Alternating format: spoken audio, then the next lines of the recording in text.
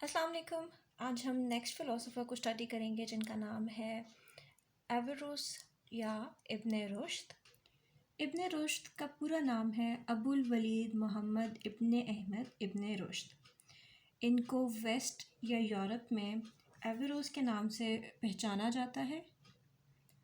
Spain के शहर उनलस में 1126 में इनका बर्थ हुआ है एंड 1198 में इनकी डेथ हुई है। He was a Muslim Andalusian polymath and jurist. He wrote many books about philosophy, theology, medicine, astronomy, physics, psychology, mathematics, Islamic jurisprudence and law, and linguistics. बहुत सारी बुक्स लिखी, more than 100 books and treatises. बहुत सारी commentaries भी लिखी हैं Aristotle पे, and he was also known as a commentator and father of rationalism. He was born in the family of prominent judges, और उसी टाइम में इनके जो ग्रैंडफादर थे, he was a chief judge Abu याकूब यूसुफ के ज़माने में।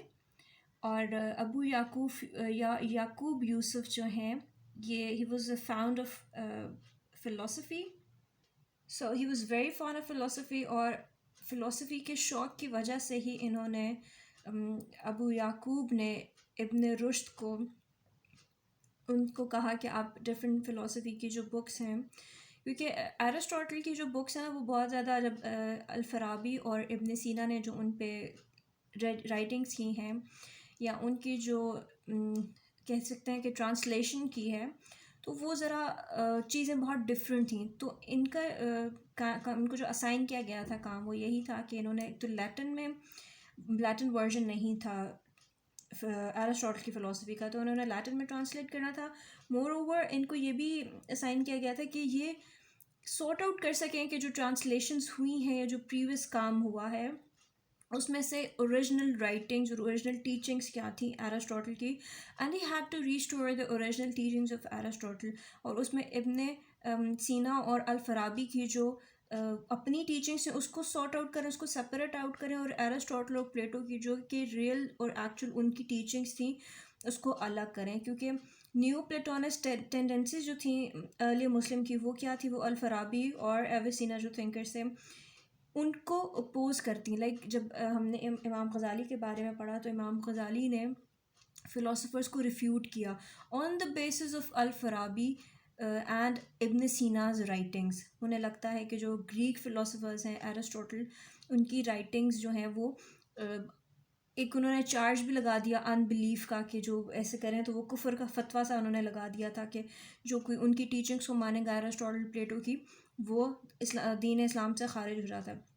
तो इब्न Rushd was one of the फ़िलोसोफर जिन्होंने एरिस्टोटल की जो टीचिंग्स थी उनको अपनी असली हालत में वापस लेकर, और ये भी कन्फ्यूजन क्लियर की कि जो अल-फ़राबी और इब्न सीना की एविसीना की जो टीचिंग्स थी वो उनकी अपनी वर्जन थे, ठीक है, और वो एक्चुअली में एरिस्टोटल के वर्जन को नहीं सही से समझ सके और उसको सही से वो नहीं बता सके, नहीं लिख सके। So to cut the long story short, Ibn Rushd ने अल-फ़राबी और इब्न सीना के काम को क्रिटिसाइज़ किया और कहा कि वो एरिस्टोटल और प्लेटो की टीचिंग्स को मिक्स कर चुके थे। इस वजह से जो इमाम ग़ज़ाली ने बात की वो एक्चुअली में अल-फ़राबी और इब्न सीना की टीचिंग्स पे उन्होंने कहा, बट एक्चुअली में वो एरिस्टोटल की वो वर्डिंग नहीं था। ये इतनी मिक्स्ड फ़िलोसफ़ी हो चुकी हुई थी या इतनी मिक्स्ड उनकी टीचिंग्स हो चुकी हुई थी कि किसी को एक्चुअली में पता ही नहीं था कि एरिस्टोटल ने क्या कहा है। तो इब्न रुश्द का काम ये था कि वो एरिस्टोटल की एक्चुअल टीचिंग्स को सामने लेकर आएँ, सबके सामने उनका ओरिजिनल वर्क लेकर आएँ और बताएं कि उन बाकियों ने जो बातें की हैं वो सही हैं या गलत हैं, ठीक है। तो ये इनकी असाइन टास्क था जो कि इनको इन्होंने किया, और यूरोप में इन्होंने ही एरिस्टोटल को इंट्रोड्यूस कराया, क्योंकि ग्रीक फ़िलोसफ़ी ख़त्म हो चुकी हुई थी। यूरोप में इब्न रुश्द को बहुत माना जाता है। हमारे यहाँ तो शायद हम मुस्लिम्स इतने ज़्यादा इनको फॉलो नहीं करते, इतना ज़्यादा इनका नाम नहीं है जितना बाकी फ़िलोसफ़ी, क्योंकि इमाम ग़ज़ाली के बाद से ये ट्रेंड कम हुआ है, क्योंकि उन्होंने इतना रिफ्यूट किया है कि उसके बाद से फ़िलोसफ़ी का दौर ख़त्म हो चुका है, लेकिन इब्न रुश्द को इसको रिवाइव किया है फ़िलासफ़ी को। बट ये रिवाइवल फिर इस्लाम में या मुसलमानों में नहीं इतना आ सका। ये रिवाइवल जो है ये यूरोप में ज़्यादा आया है। इन्होंने फिर आगे ये भी इमाम ग़ज़ाली जो हैं वो अशारी सिलसिले से ताल्लुक़ रखते हैं, तो उनको भी इन्होंने डिफेंड क्रिटिसिज्म किया उन पे, ठीक है। और फिर इन्होंने ये भी अपनी टीचिंग्स के से बताया कि फ़िलासफ़ी जो है वो परमिसिबल है इस्लाम में, इसमें इस्लाम में कोई ममानियत नहीं है, आप उस पर कुफ्र का फ़तवा नहीं लगा सकते, ठीक है। इनकी किताब है जी इनकोहेरेंस ऑफ द इनकोहेरेंस, हम उसको आगे इन डिटेल पढ़ेंगे। इन्होंने लॉन्ग कमेंट्रीज लिखी हैं एरिस्टोटल के काम में, ठीक है। कंप्लीट अंडरस्टैंडिंग दी है उनके काम की, और साथ में अपनी थॉट्स और अपने काम को भी ज़ाहिर किया है। एक किताब इनकी इनकोहेरेंस ऑफ द इनकोहेरेंस है। सेकंड इनकी जो है वो है किताब अल कश्फ, जिसमें वो जो है ना he argued against the Ashari school of thought. और तीसरी इनकी किताब आती है फसल अल मकल, ठीक है, फेथ एंड रीज़न। से ये बुक्स के नाम मैंने लिख दिए, किताब अल कश्फ और फसल अल मकल, ये फेथ एंड रीज़न है। इसमें उन्होंने बताया है कि इस्लाम और फ़िलासफ़ी जो है, फ़िलासफ़ी का ताल्लुक़ इस्लाम से है। आप फ़िलासफ़ी से, रीज़न से इस्लाम को या कुरान को जो है रैशनल थॉट से या रैशनैलिटी से आप कुरान को जान सकते हैं। And they both are compatible with each other, and that too कि ट्रूथ जो है, इस्लाम भी या कुरान भी ट्रूथ है और फ़िलासफ़ी भी ट्रूथ है, तो truth can not contradict truth, इसलिए इन दोनों में कोई कॉन्ट्रडिक्शन नहीं है। अच्छा, अगर हम इनके फ़िलोसॉफ़िकल आइडियाज़ के बारे में बात करते हैं, तो वही जो हम ऑलरेडी डिस्कस कर चुके हैं कि वो एक ब्रीफ इंट्रो था जो मैं ऑलरेडी आपको दे चुकी हूँ, ठीक है। You have to start a question with those things कि आप उनके बारे में थोड़ा सा बताएंगे कि उन्होंने क्या क्या लिखा है, फिर उनकी थोड़ी सी थेरीज बताएंगे, मेन काम बताएंगे क्या है। अब आप उनका डिटेल, खैर अगर क्वेश्चन आएगा तो डेफिनेटली आपने थोड़ा सा उनका एक ओवरव्यू दे के, डेथ वगैरह स्टार्ट कहाँ से हुआ, कहाँ पैदा हुए, क्या क्या काम था, ये थोड़ा सा इंट्रो दे के आपने क्वेश्चन को डिस्कस करना है, ठीक है। आपको पेपर सॉल्व करने का तरीका भी मैं बताऊंगी, बट लेटर ऑन ज़रा ये ख़त्म हो जाए, उसके बाद मैं आपको पेपर सॉल्विंग टेक्निक्स भी बताऊंगी। अच्छा, फ़िलोसॉफिकल आइडियाज़ में ही start with the criticism of Plato and Aristotle के उनको मर्ज किया गया है, इसलिए हमें एक्चुअल टीचिंग्स के बारे में नहीं पता कि एरिस्टोटल की टीचिंग क्या है, एरिस्टोटल ने एक्चुअली में कहा क्या है, और हम गलत तरीके से बातें करें और वो गलत ही फैलती गई है, ठीक है। इन डिसाइसिव ट्रीटीज़ एवेरोस ने आर्ग्यू किया है कि जो फ़िलासफ़ी है वो कभी भी कॉन्ट्रडिक्ट नहीं कर सकती रेवलेशंस को, जो कि कुरान है, ठीक है, because they are just two different methods of reaching the truths and the truth can not contradict truth. So जब कभी कुछ इस तरह की चीज़ होती है, कोई कंक्लूजन हमें कॉन्ट्रडिक्टरी लगता है, तो हमने क्या करना है, जो रेवलेशन होगी हमने उसको इंटरप्रेट ऐसे करना है, एलेगोरिकली हमने उसको इंटरप्रेट करना है, और हमने उस तरीके से करना है कि हम उस कॉन्ट्रडिक्शन को रिमूव कर सकें, ठीक है। ना फ़िलासफ़ी गलत है, ना रेवलेशन गलत है, लेकिन हमें शायद रेवलेशन में वो चीज़ समझ नहीं आ सकती, मे भी बहुत सारे हर बंदा अपने तरीके से उन चीज़ों को लेके, तो आपने मतलब वो चीज़ें जो कॉन्ट्रडिक्टरी चीज़ें हैं ना, उनको आपने री इंटरप्रेट करना है ताकि आप उस कॉन्ट्रडिक्शन को रिमूव कर सकें। और फ़िलासफ़ी उन्होंने कहा कि जी इस्लाम ने भी फ़िलासफ़ी को कहा कि पढ़ें, और ये चीज़ है इस्लाम में भी, इससे क्या है कि इंसान का नॉलेज बढ़ता है। बिकॉज अच्छा, उन्होंने कुरान से भी रेफरेंस लिया है, जगह जगह पे उन्होंने कुरानिक रेफरेंस दिया है। अब इसमें उन्होंने लिया है कुरान का रेफरेंस, ये कुरानिक रेफरेंस उन्होंने लिया है, ठीक है। इसमें उन्होंने कहा है कि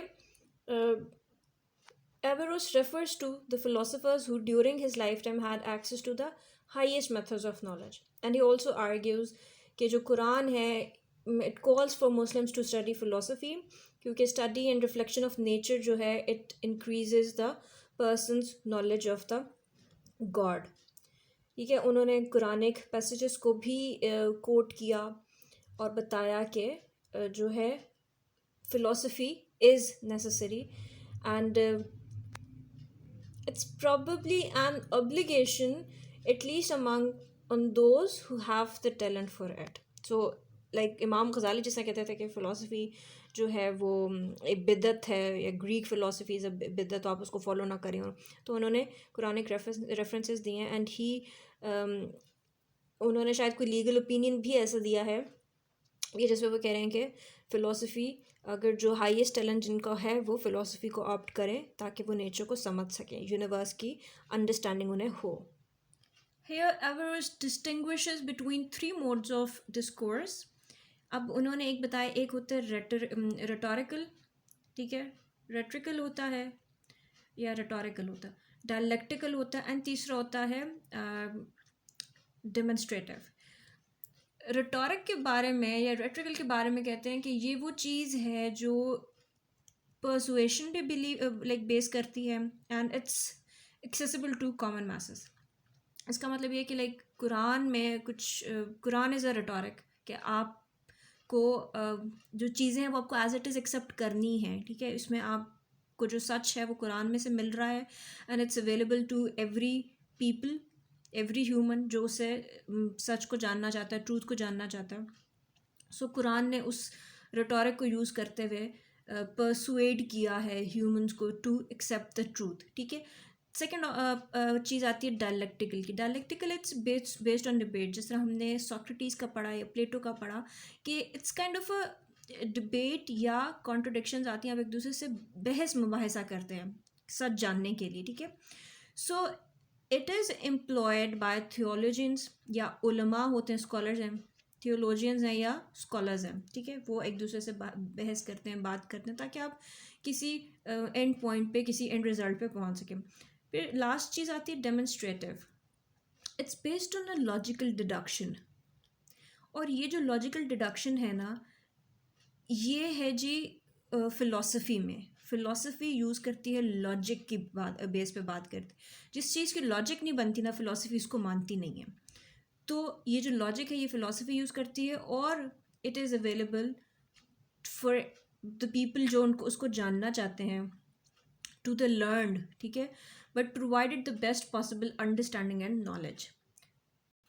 फिर साथ साथ में उन्होंने अल गज़ाली को भी क्रिटिसाइज़ किया, उनकी फ़िलासफ़ी को, और कहा कि जी many of them जो कि फ़िलासफ़ी है on it's only applied to the Avicenna and not of the Aristotle, so which Averroes argues to be the true philosophy from which Avicenna has deviated. Avicenna ने उनको deviation हुई थी और वो किसी और तरफ निकल गए थे, जिसको जो है इमाम गज़ाली करें, वो कह रहे हैं कि मतलब ये इमाम गज़ाली ने जिसको क्रिटिसाइज़ किया है वो एविसीना की फ़िलासफ़ी थी, वो एरिस्टोटल की फ़िलासफ़ी नहीं है, ठीक है। अभी तक तो हमने बात की जी इनकी राइटिंग्स की, इनकी टीचिंग्स की, इनकी फ़िलासफ़ी की। अब हम बात करते हैं कि nature of existence and God के बारे में, या गॉड एट्रीब्यूट्स के बारे में क्या बात करते हैं। So he upholds the doctrine of divine unity. तो ही के बारे में बात करते हैं, he argues that God has 7 attributes. अब वो एट्रीब्यूट्स क्या क्या हैं? नॉलेज है, लाइफ है, पावर है, विल है, हेयरिंग है, विजन है, एंड स्पीच है, ठीक है। ये एट्रीब्यूट्स गॉड के हैं। So he devotes the most attention to the attribute of knowledge, ठीक है, and argues that divine knowledge differs from human knowledge. Divine knowledge जो है it differs from the human knowledge because God knows the universe, because God is its cause, ठीक है। जो first cause अल फराबी ने भी कहा, तो इमाम गज़ाली ने भी कहा, तो God is the first cause while humans only know the universe through it's effects, ठीक है। हमें जो ह्यूमन को पता है वो सिर्फ उनके इफेक्ट से पता है। God is the first cause, और ह्यूमन जो है वो इफेक्ट, और उनके इफेक्ट से, गॉड के इफेक्ट से हमें, ये कॉज एंड इफेक्ट जिस तरह होता है, तो God is a cause and human को जितना भी नॉलेज मिलता है तो वो उसके इफेक्ट से मिल रहा है। Then he talks about and he argues the attribute of life, ठीक है। लाइफ के एट्रीब्यूट पे वो बात करते हैं, and because he argues that life can be inferred because it is the precondition of knowledge. Life जो है it's a precondition of knowledge, and also because God willed objects into being. God की will होती है कि वो objects को इन to being कर दे, तो it's a precondition of knowledge. Then he talks about power. So power can be inferred by God's ability to bring creations into existence.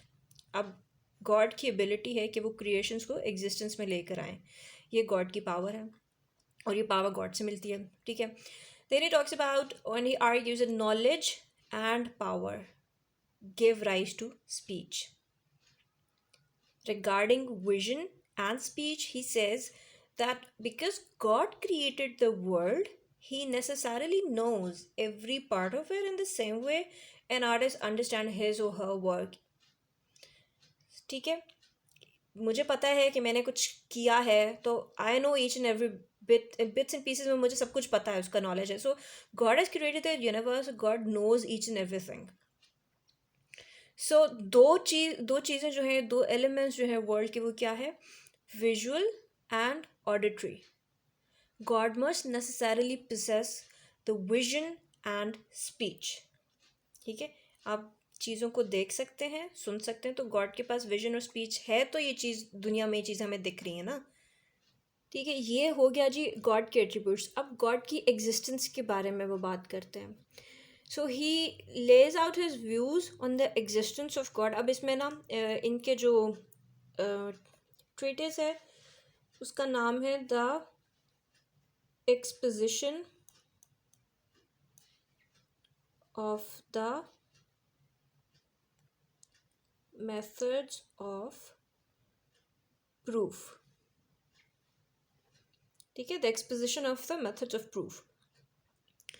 इस ट्रीटिस में ये गॉड के नेचर एग्जिस्टेंस को बताते हैं. ठीक है, he examines and critics the doctrines. अब 4 स्कूल ऑफ थॉट ये बता रहे हैं. 4 स्कूल ऑफ थॉट कौन कौन से हैं?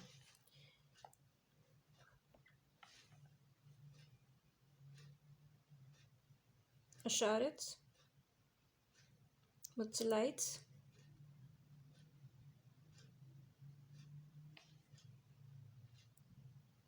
सूफीज एंड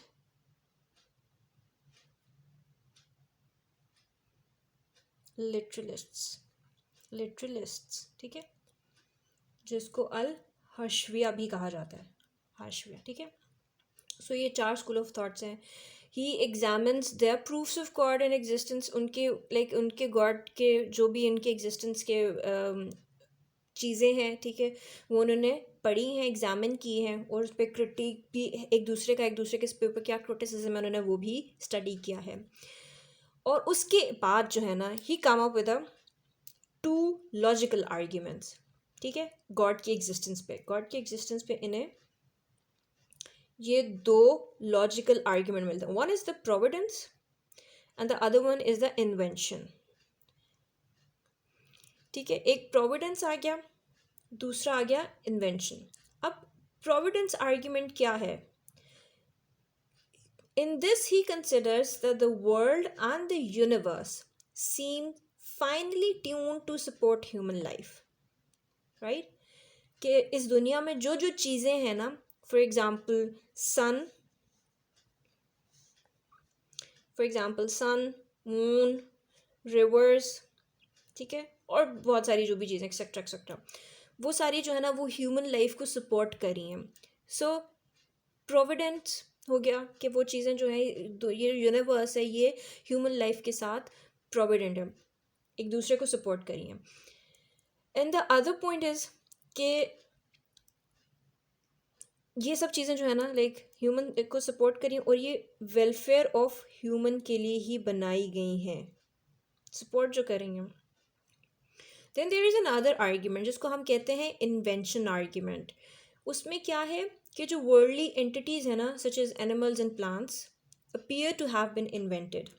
ठीक है, ये जो एनिमल्स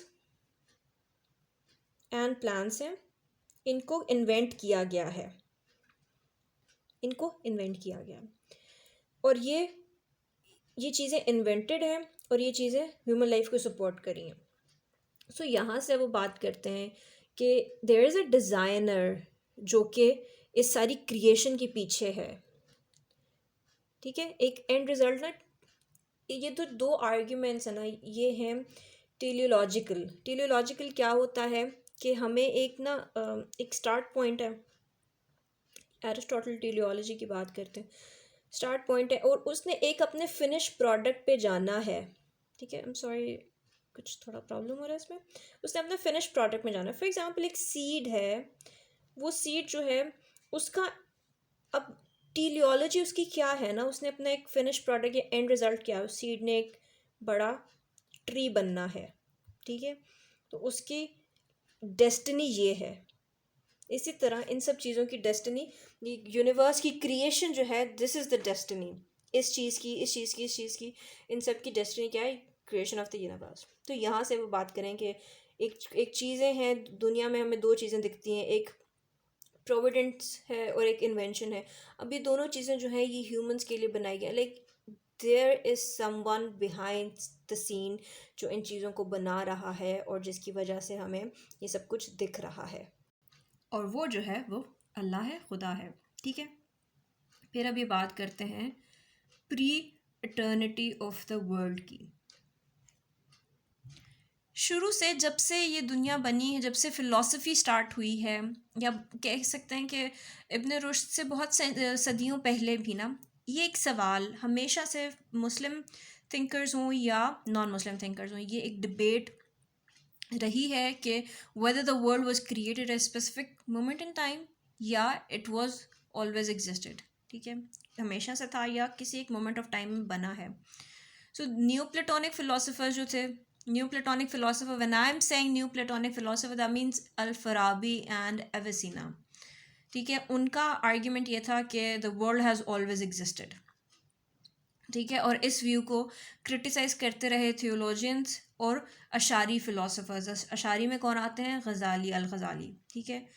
और उन्होंने he wrote an extensive refutation of the pre eternity doctrine, जो हम ऑलरेडी डिस्कस कर चुके हैं in his book incoherence of the philosopher. और वहाँ पे उन्होंने न्यू प्लेटोनिक फ़िलासफ़र्स को एक्यूज़ भी किया ऑफ अनबिलीफ, ठीक है, कि they don't have any believe. और ये लाइक अनबिलीफ का क्या है कि कुफर का फतवा उन्होंने उन पर लगाया था। सो एवेरोस ने इनको रिस्पॉन्ड किया, अल-गज़ाली ने इनको अल-गज़ाली को रिस्पॉन्ड किया इन कोहेरेंस ऑफ द इनकोहेरेंस। सो पहले उन्होंने आर्ग्यू किया कि जो डिफरेंस है ना दोनों स्कूल ऑफ थॉट्स में या दो पोजीशंस में, वो इतना बड़ा तो नहीं है कि आप उन पे अनबिलीफ का चार्ज लगा दें, ठीक है। पहली बात ये हो गई कि वो इतना बड़ा चार्ज नहीं है कि आप उस पर अनबिलीफ का लगाएं, इतना बड़ा स्टेटमेंट नहीं है। द सेकेंड पॉइंट इज़, उन्होंने कहा कि प्री इटर्निटी डॉक्ट्रिन जो है ना, ये कुरान से हट के नहीं है, कॉन्ट्रडिक्टरी नहीं है। और फिर उन्होंने उस पर वर्सेस भी बताई, प्री एग्जिस्टिंग की जो वर्सेस थी कुरान में, जो प्री एग्जिस्टिंग इटर्नल वर्ल्ड की, वो क्या है कि कुरान में बात हुई है थ्रोन की, अर्श की और पानी की, कि जिस तरह मतलब ये पानी से दुनिया बनाई गई या अर्श से, ठीक, अर्श था, अल्लाह का अर्श था। तो थ्रोन और जो है वाटर, ये दो पॉइंट्स थे जिन्होंने इब्न रुश्द ने इसको कुरान से उठाया कि ये बात कुरान में है already related to creation. So he argued कि ये चीज़ें जो हैं, he argued that a careful reading of कुरान इम्प्लाइड, अगर आप बहुत ज़्यादा गौर से पढ़ते हैं कुरान मजीद तो आपको पता लगता है कि only the form of universe was created in time, but जो उसका एसेंस था ना, या आप कह सकते हैं कि उसकी जो एग्जिस्टेंस थी, फॉर्म्स जो हैं वो इन टाइम में बनी हैं, लेकिन जो एग्जिस्टेंस थी ना, क्योंकि अर्श की, थ्रोन की और वाटर की ऑलरेडी बात हो चुकी है, तो जो एग्जिस्टेंस दैट वाज इटर्नल। और उन्होंने फिर इनको क्रिटिसाइज़ किया है इमाम गज़ाली को।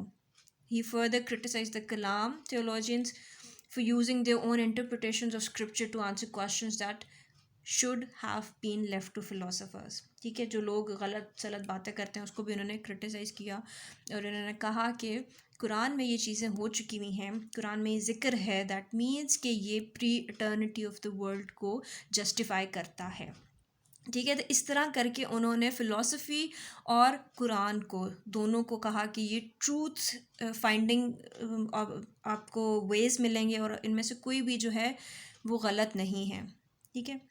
और ये कहना कि जी जो फ़िलासफ़ी है या जो फ़िलासफ़र्स हैं वो उन पे चार्ज लगा देना अनबिलीफ का, so this is completely wrong. So this was all about Ibn Rushd. इसमें कोई क्वेश्चन हो तो डू आस्क मी. मैंने इसमें मेजर जो जहाँ जहाँ जहाँ पे क्वेश्चन आता है जो उनकी फ़िलासफ़ी है, I try to cover that part. I hope you guys got it. Thank you so much for listening. Take care. अल्लाह हाफ़िज़.